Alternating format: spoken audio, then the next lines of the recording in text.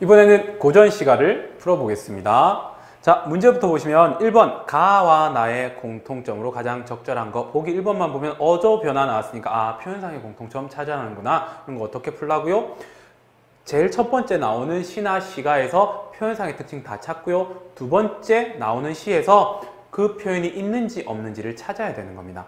자, 그 다음에 두 번째 가와 보기를 비교한 내용으로 적절한 것 그랬습니다. 그러면 가 읽고 2번 바로 풀어버리겠습니다. 3번 보기를 바탕으로 가와 나를 이해한 내용으로 적절하지 않은 것 그랬으니까 보기를 통해서 가와 나 처음 보는 시가를 해석 한번 해보겠습니다. 자, 보기부터 보겠습니다. 보기를 바탕으로 가와 나를 이해한 내용으로 적절하지 않는 것 찾는 겁니다. 조선 후기에는 서민들의 일상을 구체적으로 제시하여 그들이 느끼는 삶의 애환을 진솔하게 담아낸 작품이 많았다. 줄어보겠습니다. 서민들의 일상을 통해서 삶의 애환, 서민들의 삶의 애환을 담아낸 작품이 창작되었다라는 겁니다. 그러면 몰라도 가, 나, 시는 서민들의 일상이 그려져 있다고요. 그 다음에 그러한 작품들은 서민의 일상을 통해 삶의 애환을 담아낸 작품들은 자연을 노동의 현장으로 그리며 자연이 분명히 등장하나 봅니다. 근데 그 자연이 노동의 현장이라는 거죠. 그 다음 그 현장을 생동감 있게 표현하였으며 그러면 그 노동의 현장을 어떤 식으로 생동감 있게 표현했는지 표현 방법 찾으라는 겁니다. 또한 고단한 노동 중에도 여유를 즐기는 서민들의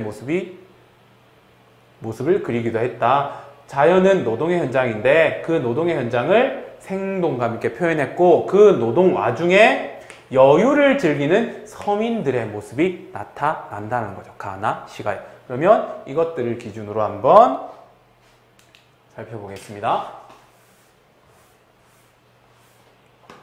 정약용의 탐진어가입니다. 보통 작품들은 이렇게 제목을 통해서 뭔가를 파악할 수 있는데 아이고 어렵죠. 근데 가짜, 별곡 이런 거 나오잖아요. 그냥 노래 해석하시면 되고 이거는 알겠죠. 고기 잡으러 그러면 고기 잡는 노래, 어부의 노래다 이렇게 생각하시면 되겠죠. 한번 보겠습니다. 계량 봄바다에 뱀장어도 많으시고 봄바다입니다. 그러면 바꿔볼게요. 자연이죠. 봄의 자연에 뱀장어가 많대요. 뱀장어가 많으니까 지금부터 뭐 해야 됩니까? 노동을 해야겠죠. 어떤 노동이겠습니까? 얘를 잡는 노동이겠죠. 푸른 물결 헤치며 활선이 떠간다. 푸른 물결 헤치며 활선이 떠간다. 자, 제가 왜 둘 다 밑줄을 쳤냐면 푸른 물결은 봄바다의 모습이고요. 이거를 시각적 심상을 사용했죠. 푸른 물결이라고. 그 다음에 뱀장어도 많을 시고에 대해서 활선이 떠간다는 건 잡으러 간다 이런 의미가 되는 거죠.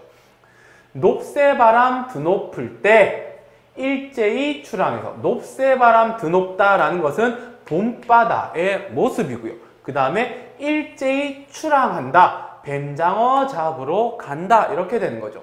맞바람 급히 불 때 가득 싣고 돌아오네. 맞바람 급히 분다는 것은 봄바다의 모습이고요. 가득 싣고 돌아온다는 것은 출항해서 고기 잡아서 돌아온다. 노동이 끝난 겁니다. 배 타고 갔다가 돌아오는 것을 통해서 노동의 모습을 드러내는 거죠. 자, 그러면 2번 문제 바로 풀어버리겠습니다. 가와 보기를 비교한 내용으로 가장 적절한 것은 똑같이 정약용의 시가입니다. 탐진촌요입니다. 촌, 마을 촌자죠. 마을의 노래 이렇게 하면 됩니다. 이 마을에는 어떤 노래가 있을까? 보겠습니다. 새로 짜낸 무명이 눈결같이 고왔는데 자, 무명입니다. 뭔지는 잘 모르겠습니다. 짜낸 무명입니다. 고왔다고요. 좋았다고요. 이방줄 돈이라고 황두가 뺏어가네. 뺏어갔다고요. 무엇을? 무명을요. 그런데 이방과 황두가 뺏어갔다는 겁니다. 뭔지 모르겠죠. 여기 보세요. 지방관리라는 겁니다. 내가 뭔가를 만들어냈는데 노동에서 새로 짜냈다라는 것은 뭐겠습니까? 노동했다라는 거죠. 노동에서 만들어낸 것을 관리가 빼앗아갔다는 겁니다. 그럼 여기서 드러나는 게 뭔데요? 수탈의 모습이 되는 거죠. 수탈의 모습. 그러면 이방과 황두는 탐과 놀이 이렇게 해석하시면 되는 거죠. 누전 세금 독촉이 성화같이 급하구나. 뺏어간 이유가 있네요. 세금 독촉이라고요. 세금 안 냈으니까 이거 세금으로 내! 이런 뜻입니다. 3월 중순 세곡선이 서울로 떠난다고. 세곡선! 세금으로 바친 곡식을 실어나는 배. 세금 실은 배가 떠나가니까 야 빨리 내놔 이런 거죠. 전체적으로 내용이 뭡니까? 노동에서 평민이 만든 거, 농민들이 만든 거 관리가 수탈하는 모습이 들어있는 겁니다. 그러면 문제 보겠습니다. 적절한 것은 찾는 거네요. 1번 가는 보기와 달리 화자의 내적 갈등이 심화되고 있다. 화자의 내적 갈등이 나올 수가 없습니다. 왜? 가는요 뭐였습니까? 긍정적인 내용이었습니다. 봄에 뱀장어 많이 잡아오는 거죠. 그럼 내적 갈등이 있겠습니까? 없지요. 전혀 관련이 없습니다. 두 번째, 보기는 가와 달리 화자가 비판 대상을 드러냈다. 화자가 비판하는 대상 누굽니까? 이방, 황두, 관리였다. 그러면 답은 2번 되는 거죠. 나머지는 모두 다 적절하지 않은 겁니다. 빠르게 한번 보겠습니다. 가와 보기는 모두 화자가 지향하는 삶의 모습을 그리고 있다. 화자가 지향하는 삶의 모습은 가는 적절할 수 있습니다. 보기는 안 되죠. 내가 뺏기는 걸 지향한다고요? 또라이죠. 그 다음에 네 번째, 가와 보기는 모두 화자가 대상을 관조적으로 바라본다. 관조적으로 바라본다는 것은 멀리서 이렇게 본다라는 겁니다. 그런데 관조가 될 수 없는 게 보기는 비판이잖아요. 그러니까 틀리게 되는 거고요. 다섯 번째, 가는 미래에 대한 화자의 확신을, 보기는 과거에 대한 화자의 성찰. 전혀 관련 없는 내용입니다. 자, 그 다음에 긴 시조가 나왔죠. 사설 시조란 거 알겠죠? 자, 보겠습니다. 논밭 가라 빈 메고 배짬방이 대님처 신들 메고 되어 있네요. 논밭 가라 긴 메고 되어 있습니다. 뭡니까? 일하고 그 다음에 배잠방이 대님처 신들 메고 낫가라 허리에 차고 도끼를 버려 들러매고 울창한 산속에 들어가서 자 낫과 도끼를 가지고 산에 갑니다. 낫 도끼 들고 산에 가서 뭐 하겠습니까? 나무하겠죠. 딴짓하면 큰일 나는 거고요. 삭정이 마른 섭을 베거니 자르거니 마른 섭, 삭정이 몰라도 됩니다. 그냥 나무 이렇게 생각하면 되죠. 지게에 짊어져 지팡이에 받쳐놓고 나무 잘라서 지게에 쌓아서 받쳐놓고 여기까지는 뭡니까? 노동이죠. 노동하는 모습을 이렇게 드러냈습니다.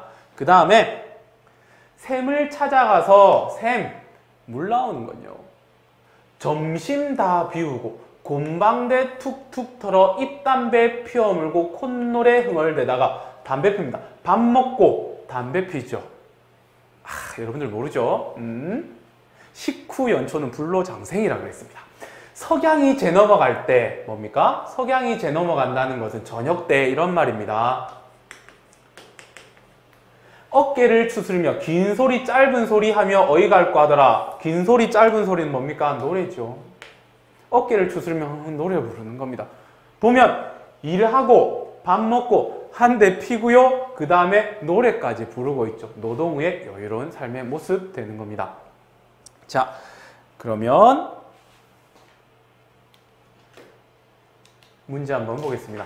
가와 나의 공통점으로 가장 적절한 것 되어 있습니다. 여러분들 눈치채셨습니까? 가의 봄 나왔죠. 나의 저녁 나왔죠.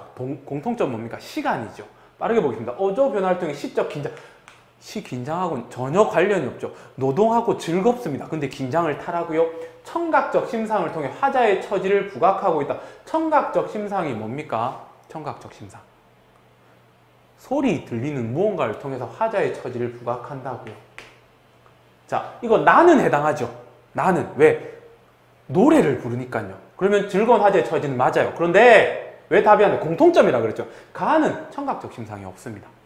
다음 세 번째, 시간적 배경. 봄과 저녁이죠. 시적 사항을 드러내고 있다. 이게 정확한 답이 되는 겁니다. 그 다음 동일한 구적 반복하면서 시의 주제 없습니다. 시선의 이동 없어요. 화자의 심리 변화 없습니다.